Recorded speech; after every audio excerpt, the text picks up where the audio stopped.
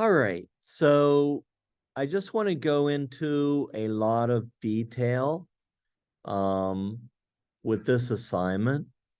Uh, so everybody kind of understands what to do. Um, I think all of the assignments for this class are pretty valid, whether they're a discussion board or these projects. But I did not design these projects. They are like all of the assignments are accepted by the department for the trauma and crisis class because they meet CACREP requirements. So that's why you're seeing very specific assignments where you need to actually role play or discuss or something like that. And it usually has to do with skills that you need to demonstrate as counselors, like ACEs, or you didn't have an assignment with CISD, but now psychological first aid. So some of your assignments are fairly straightforward, like discussion boards. You have a final paper, I think. But these assignments where you're with a partner, they're very specific topics because CACREP expects all counselors to know these things. So that's the purpose of the reason why these assignments are designed this way. So on D2L, I just provided two links. One is called nctsn.org, and it's really just a website that has all kinds of links for dealing with trauma types, trauma-informed care. It's just a site of resources. And you can use it or not use it for this assignment, but it's basically there for your information. The most important assignment is Psychological First Aid Field Operations Manual. This is the official Psychological First Aid Manual. Like I said, it's like 100 pages long with appendices. You do not have to read the entire thing, but if you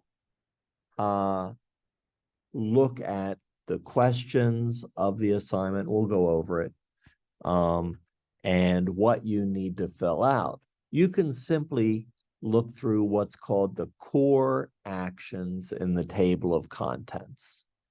And so, for instance, how, if somebody's just experienced a trauma or an abuse or something like that, how do you begin contact with them? How do you engage with them in a non-threatening way? How do you,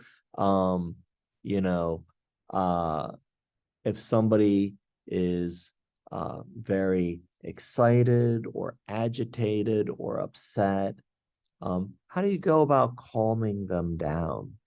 All of these core actions are in order of application. So like the second one is basically providing safety and comfort to the client. How do you provide a safe environment for a client that definitely feels unsafe?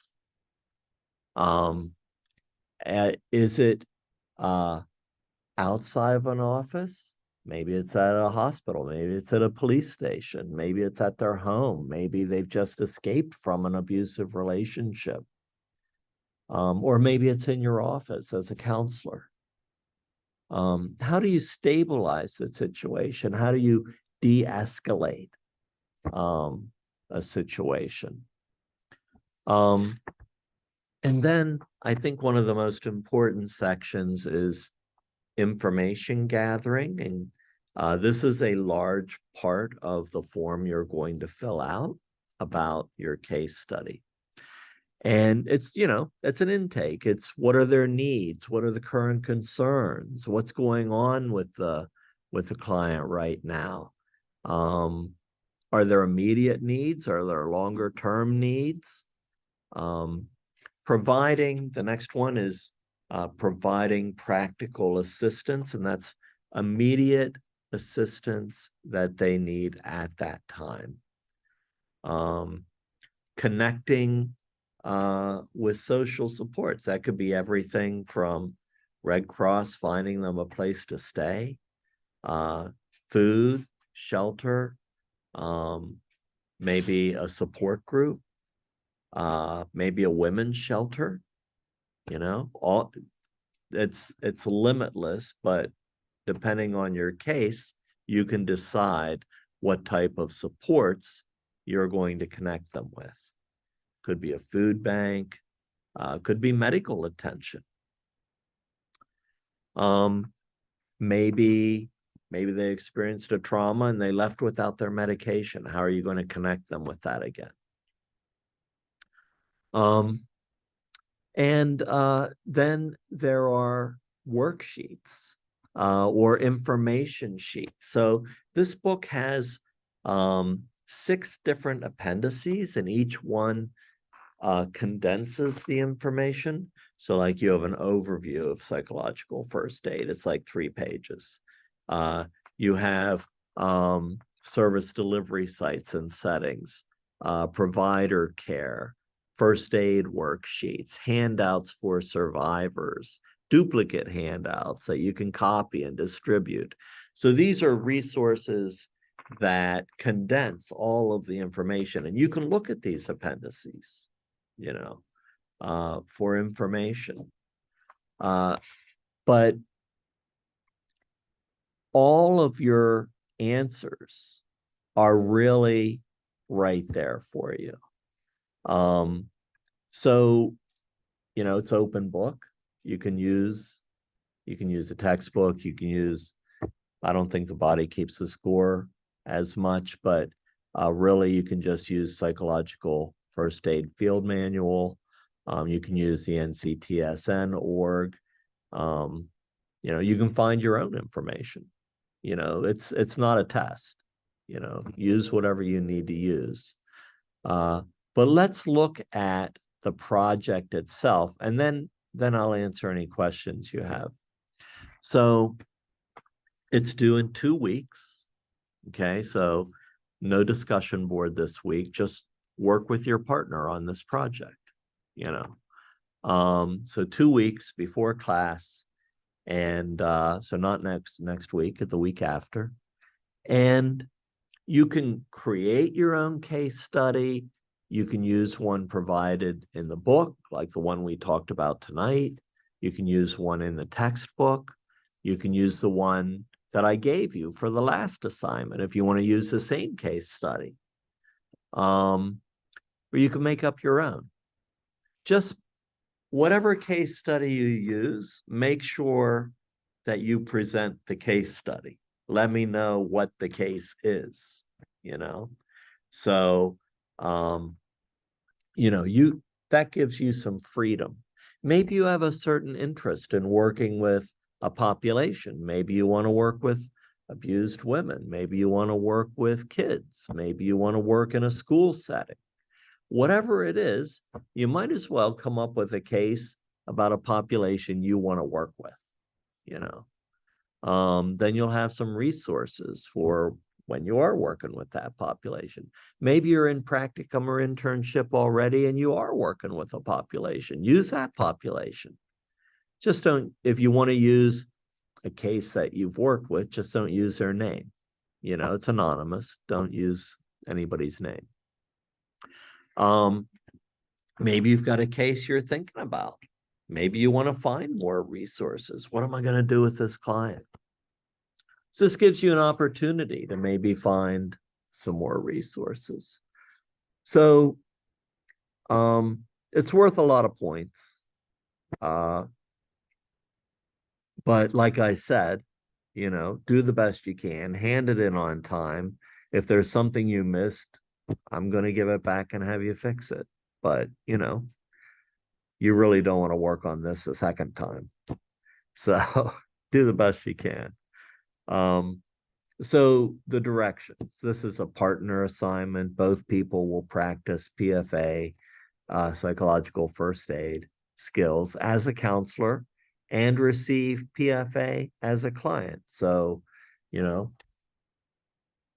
one time you're going to be the counselor and one time you're going to be the client. You can use the same case or a different case. It's up to you.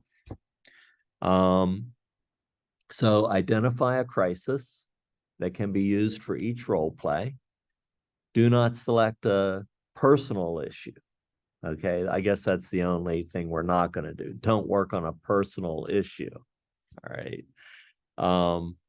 So it does need to be a role play, not a real personal issue.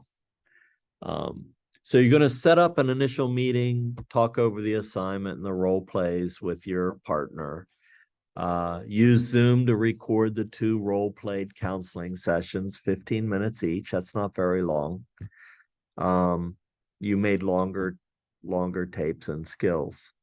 So 15 minutes each. Each person should serve as a counselor and use the PFA to address the client's needs. So each of you is going to have a turn as a counselor. Each of you is going to have a turn as a client. Independently or together, watch the recorded sessions, talk about the skills that you observe. Complete the following skills assessment form for yourself, reviewing your work as a counselor, and for your partner, reviewing the work your partner did as a counselor. So, all of these assessment sheets should be in at the end of the syllabus. And they are, I checked. I'm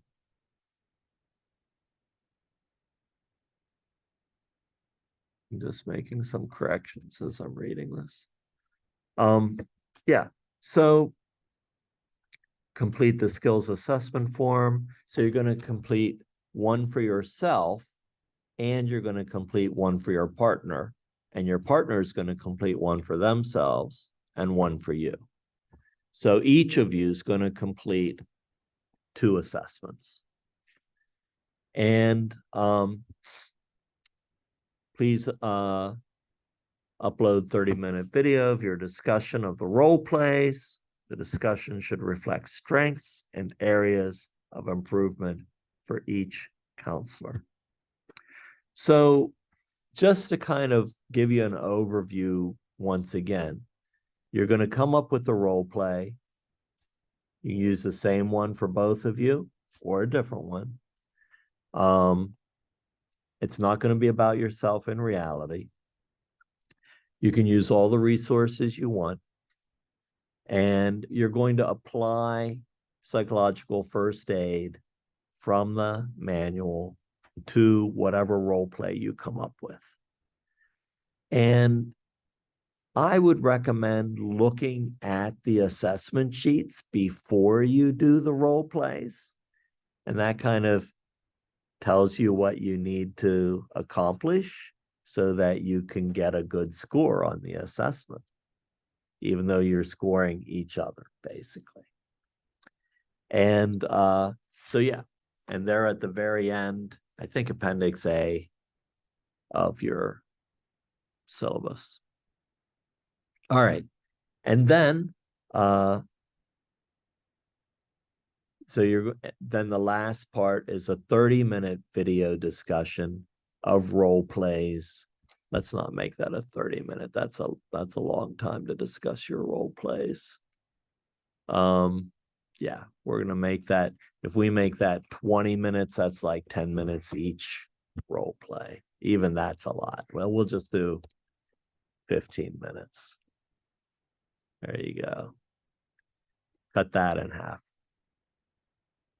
Bum, bum. I'm just going to change all these 15 minutes. All right. Yeah. So you've got the video of the role play, and then you've got a video discussing how each of you did in the role play and what skills you used, talking about the case, how you did. And then you've got the two forms, one for you and one for your partner, and you're going to upload the forms. So I've got a Dropbox here.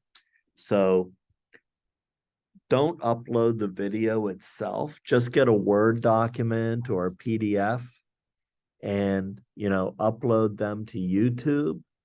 And you don't have to make them public, but you can't make them private. You can make them unlisted, and then public won't see them. Okay.